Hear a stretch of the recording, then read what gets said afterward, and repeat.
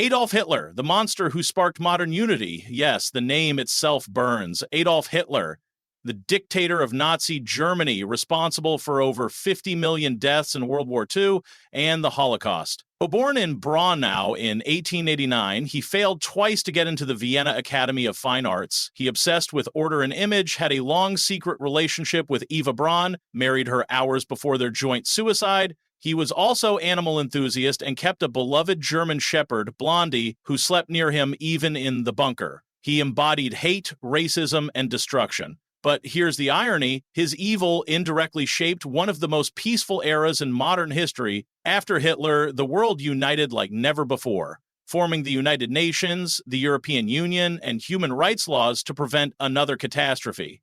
Germany rebuilt itself as a model democracy. Even medical ethics were redefined because of the horrors exposed in Nazi experiments. Sometimes the worst people teach humanity its most unforgettable lessons by showing how low we can fall.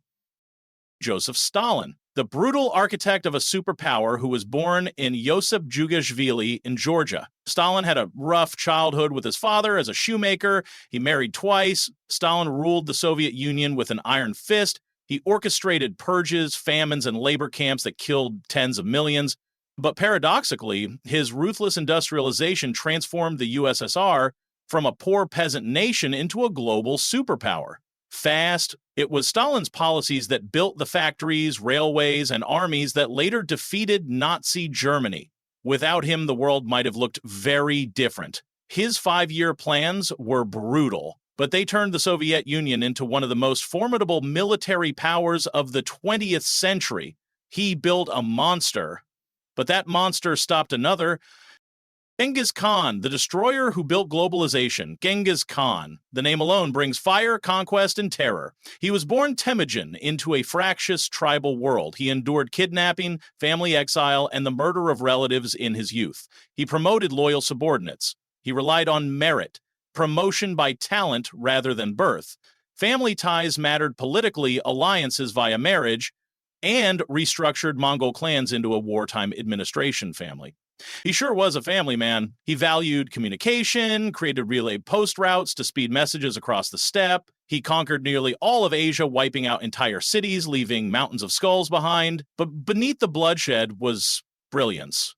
He built the first major trade network connecting East and West, the Silk Road, under Mongol protection. He introduced religious tolerance, merit-based promotion, and even international postal routes. The Mongol Empire spread ideas, inventions, and trade that helped shape the modern world. A warlord, yes, but also one of history's first global connectors. Leopold II of Belgium, the villain who exposed colonial greed, Leopold II turned the Congo into his personal kingdom, forcing millions into slavery for rubber and ivory. Over 10 million people died. But his cruelty became a turning point. It ignited the world's first major human rights movement. Journalists and missionaries exposed the horror, leading to reforms in colonial law and international pressure against exploitation. Leopold's evil forced the world to look in the mirror, and some nations never looked away again. His brutality, ironically, sparked the moral awakening that ended the Age of Empires. Mao Zedong, the tyrant who modernized China. Mao Zedong founded communist China and led it through chaos. His Great Leap Forward starved more than 30 million people. The Cultural Revolution silenced an entire generation, but Mao also unified China after a century of warlords and foreign control. He expanded literacy, healthcare, and education to millions of peasants who had nothing. Modern China, its military, infrastructure, and industrial base, still rests on foundations Mao built. A dictator? Yes. But he forged national identity in a fractured land. Ivan the Terrible, the tyrant who built Russia's backbone. Ivan IV earned his nickname honestly. He was orphaned and raised in palace intrigue, married multiple times in violent circumstances, and famously killed his own son in a rage, a personal tragedy that rippled through dynastic politics. He executed nobles, tortured enemies, and created Russia's first secret police. Yet he also centralized power, reformed the army, and expanded the empire from Moscow to Siberia. His reign created the shape of Russia as we know it, vast, powerful, feared. His paranoia left scars, but his ambition left structure. Sometimes terrible doesn't just describe cruelty, it describes impact. Benito Mussolini, the dictator who invented modern propaganda. Mussolini was the Italian fascist who dreamed of reviving the Roman Empire. He started as a socialist journalist, charismatic speaker, married with a complicated private life with multiple affairs. He loved spectacle, parades, theater-like rallies, and cultivated a man of action image for domestic audiences. He ruled through intimidation, censorship, and nationalist frenzy, yet his manipulation of the press, imagery, and public emotion rewrote how politics works. He pioneered mass propaganda, rallies, slogans, and leader worship, techniques later copied worldwide, even in democracies. Strongman politics, as we know it, started with him. A terrible leader, but a master communicator whose methods still shape campaigns today. Pol Pot, the madman who changed how the world fights genocide.